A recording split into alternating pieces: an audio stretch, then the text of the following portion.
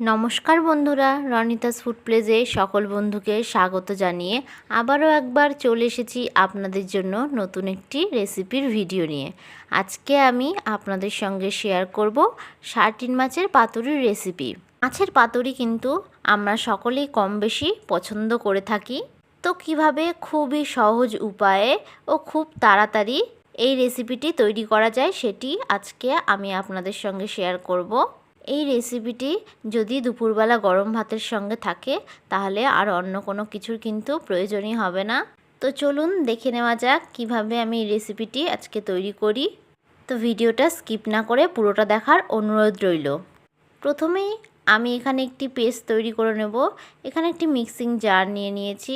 এবার আমি এর মধ্যে দিয়ে দেব 2 টেবিল স্পুন কালো সর্ষে ও দিয়ে দেব ঝালের জন্য কাঁচা লঙ্কা। আপনারা এখানে যে যতটা ঝাল খেতে পছন্দ করবেন সেই অনুযায়ী কিন্তু এখানে ঝাল দেবেন। এবার দিয়ে দেব সামান্য নুন। এতে করে কিন্তু সর্ষেটা বাটলে একটুও তেতো হবে না ও সামান্য একটু জল দিয়ে দেব। এবার এটার একটা মিহি পেস্ট তৈরি করে নেব। দেখুন আমি এরকমভাবে একটা মিহি পেস্ট তৈরি করে নিয়েছি। এবার আমি এখানে নিয়ে নিয়েছি সার্টিন মাছ। মাছগুলোকে খুব ভালো করে কেটে ধুয়ে আমি পরিষ্কার করে নিয়েছি। এবার এর মধ্যে দিয়ে দেব স্বাদ অনুযায়ী নুন। যেহেতু সামুদ্রিক মাছ সেহেতু কিন্তু নুনটা একটু বুঝে দেবেন। এবার এর মধ্যে দিয়ে দেব হলুদ গুঁড়ো। এবার নুন ও হলুদটাকে খুব ভালো করে মাছের মধ্যে আমি মাখিয়ে নেব। দেখুন আমি এই রকমভাবে নুন হলুদটাকে মাছের মধ্যে খুব ভালো করে মাখিয়ে নিয়েছি। এবার আমি এই মাছের মধ্যে আগে থেকে যে পেস্টটা তৈরি করে রেখেছিলাম সর্ষের সেটা দিয়ে দেব।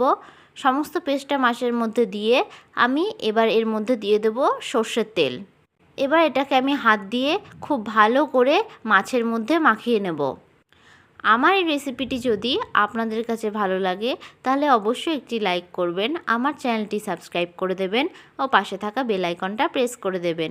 এতে আমার সমস্ত ভিডিওর আপডেট আপনাদের কাছে কিন্তু খুব তাড়াতাড়ি পৌঁছে যাবে। সমস্ত মিশ্রণটাকে কিন্তু আমি মাছের মধ্যে এইভাবে ভালো করে মাখিয়ে নিয়েছি। এবার আমি একটি কলা পাতা নিয়ে নিয়েছি। কলা পাতার মধ্যে আমি একটু সর্ষের তেল দিয়ে ভালো করে হাত দিয়ে চারিদিকে মাখিয়ে নেব। আপনারা কিন্তু চাইলে ব্রাশ দিয়েও মাখিয়ে নিতে পারেন। পাতাটা কিন্তু আমি একটু বড় নিয়েছি যাতে সমস্ত মাছগুলোই পাতাটার মধ্যে ধরে যায়। এবার একে একে আমি মাছগুলো পাতার মধ্যে এইভাবে সাজিয়ে দেব। দেখুন সমস্ত মাছগুলোকে কিন্তু আমি এই রকমভাবে পাতার মধ্যে সাজিয়ে দিয়েছি।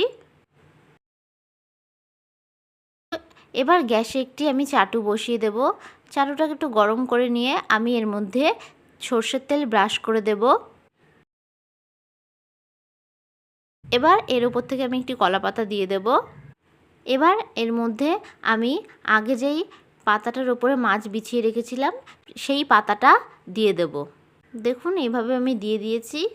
এবার কলা পাতাটাকে দুদিক থেকে আমি এই রকমভাবে ভাঁজ করে দেব। নিচের কলা পাতাটা দিলাম যাতে মাছটা পুড়ে না যায়, সেই জন্য নিচের কলা পাতাটা আমি দিয়েছি। এবার আমি ওপর থেকে আর একটা কলা পাতা দিয়ে দেব। এবার একটি থালা চাপা দিয়ে দেব 15 মিনিটের জন্য। 15 মিনিট পর থালাটা সরিয়ে নিলাম। এবার একে একে আমি কলা পাতাগুলোকে সরিয়ে নেব। পুরো রান্নাটাই কিন্তু আমি গ্যাসের ফ্লেমটাকে লোয়ে রেখে করে নেব, না হলে কিন্তু মাছগুলো পুড়ে যাবে, খেতে একটুও ভালো লাগবে না। দেখুন মাছ থেকে কিন্তু অনেকটা জল বেরোতে শুরু করে দিয়েছে। মাছটা কিন্তু মোটামুটি এক পিঠটা খুব ভালো করে সেদ্ধও হয়ে গেছে। এবার আমি একটু গ্যাসের ফ্লেমটাকে অফ করে দেব। এবার একটা স্টিলের থালা নিয়ে নিয়েছি। এই থালার মধ্যে আমি খুন্তির সাহায্যে চাটু থেকে মাছটাকে ঠিক এই রকমভাবে কিন্তু ঢেলে নেব। এবার অপর পিঠটাকেও কিন্তু ভালো করে রান্না করে নিতে হবে। এবার আমি এর ওপর থেকে আর একটা কলা পাতা দিয়ে দিলাম। এবার আমি এর ওপর একটা প্লেট দিয়ে দেব। এবার হাতের সাহায্যে আমি এটাকে উল্টে দিয়ে মাছটাকে ডিমোল্ড করে নেব। এবার আমি আবারও চাটু বসিয়ে দেব। চাটুটা বসিয়ে দিয়ে আমি একটি কলা পাতা দিয়ে দেব। আমি আগে মাছের উপর যে কলা পাতাটা দিয়েছিলাম সেটাই দিয়ে দিলাম। মাছটাকে ধরে আমি চাটুর মধ্যে বসিয়ে দেব। এবার এটাকে ঢাকনা চাপা দিয়ে দেব 15 মিনিটের জন্য। অবশ্যই কিন্তু গ্যাসের ফ্লেমটাকে একদম মিডিয়ামে রাখবেন। 15 মিনিট পর আমি ঢাকনা সরিয়ে নিলাম। এবার একে একে আমি কলা পাতাগুলো সরিয়ে নেব। দেখুন মাছটা কিন্তু সম্পূর্ণভাবে সেদ্ধ হয়ে গেছে। মাছটা কিন্তু একটুও পোড়া লেগে যায়নি। সমস্ত রান্নাটাই কিন্তু আমি একদম লো ফ্লেমে করে নিয়েছি। এটি কিন্তু খুব সুন্দরভাবে তৈরি হয়ে গেছে। এবার গরম গরম ভাতের সঙ্গে সার্ভ করলে কিন্তু আর অন্য কোনো কিছুর প্রয়োজনই হবে না। তো দেখুন খুব সুন্দরভাবে তৈরি হয়ে গেছে আজকে আমাদের সার্টিন মাছের পাতুরির রেসিপিটি। এটি দিয়ে কিন্তু খুব সুন্দর একটা স্মেল বেরোচ্ছে। আপনারা এই রেসিপিটি বাড়িতে অবশ্যই একবার হলেও ট্রাই করবেন, দেখবেন বাড়ির সকলেরই খুবই পছন্দ হবে। এটি তৈরি করতে কিন্তু খুব বেশি ঝামেলারও প্রয়োজন হয় না, আর খুব বেশি উপকরণেরও প্রয়োজন হয় না।